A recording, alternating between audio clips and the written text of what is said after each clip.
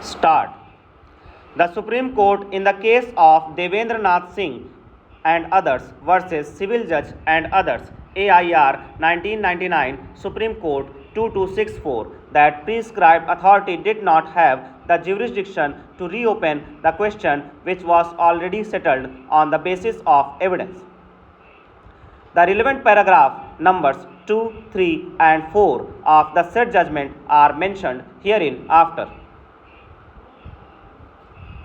The learned counsel appearing for the appellants contends that the power under section 38B will not enlarge the power of redetermination of surplus land conferred on the prescribed authority under section 13A of the Act, and therefore the prescribed authority did not have the jurisdiction to reopen the question of the majority of the two sons.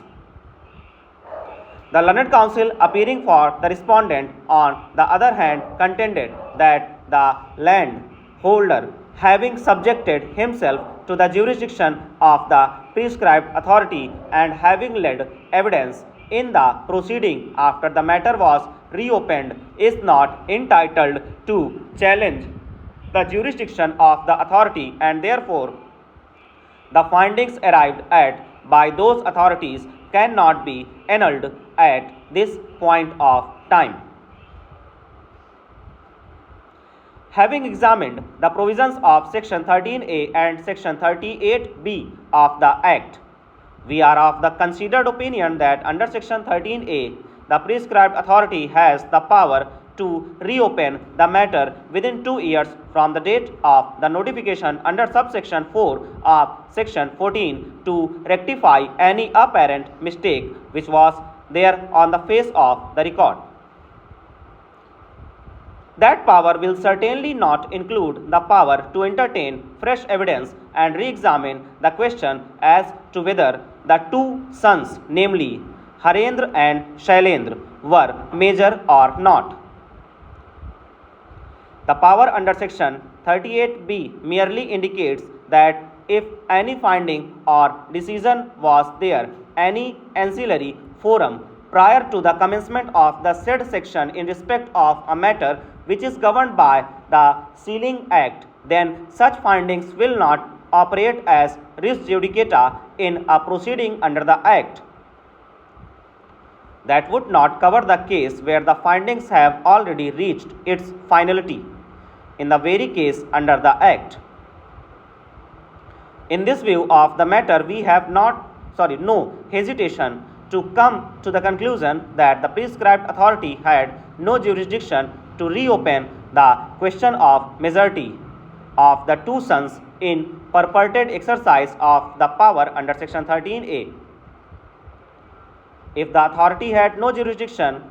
question of waiver of jurisdiction does not arise as contended by learned counsel for the respondent.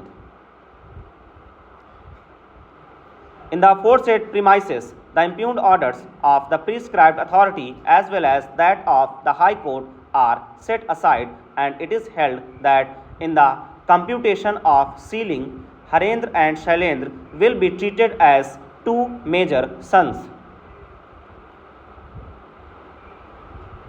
Per contra, Shri Pranav Ojha, learned additional Chief Standing Counsel, submitted that section 38B as inserted by Amendment Act number 20 of 1976 with effect from 10/10/1976, which provides that no finding or decision given before the commencement of this section in any proceeding or on any issue including order, decree or judgment by any court, tribunal or authority in respect of any matter governed by this Act shall bar the retrial of such proceedings or issue under this Act in accordance with the provisions of the Act. Therefore, the finding arrived in the earlier proceeding could not considered to be res judicata, and therefore the finding arrived in the present proceedings by the prescribed authority as well as by appellate authority are not barred by principle of res judicata. The prescribed authority has considered every aspect of the case on fact as well as on law. It is not in dispute on 15/6/1959 when the alleged family agreement took place. All 6 sons of tenure holder were aged between 3 years to 15 years and therefore they were minor. There was no evidence on record about any dispute among the minor sons, which led to the family settlement in order to maintain peace between family members. Therefore, the alleged reason for the family settlement to maintain peace was not based on any valid ground. Learned Counsel further submitted that mutation which was entered in the revenue record on the basis of the alleged family settlement was set aside by the Commissioner Jhansi Division Jhansi by an order dated 22/10/1959, and thereafter the tenure holder had not taken any steps to correct the entries in the revenue record which clearly indicates that family settlement was fake and it never took place. The only reason behind the alleged family settlement was to save the land from the sealing proceedings. Heard Learned Counsel for the parties and perused the record.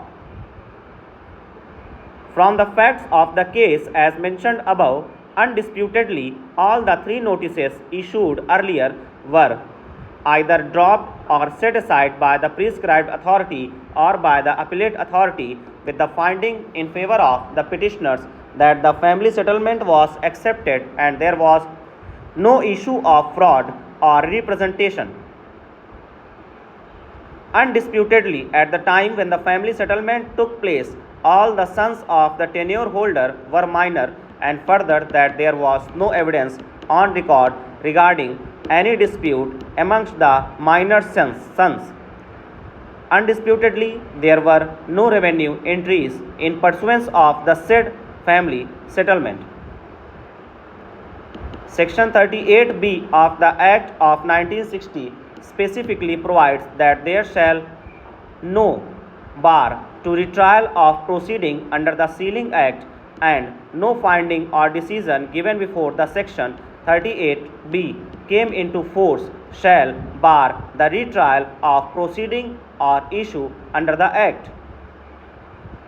Now, the only issue is left before this court is to decide whether, on the basis of the evidence on record, the family agreement dated 15/6/1959 was a genuine settlement and whether it was executed only with the object to save the land from the sealing proceeding, and what would be the effect of the fact that in earlier proceedings similar notices were dropped or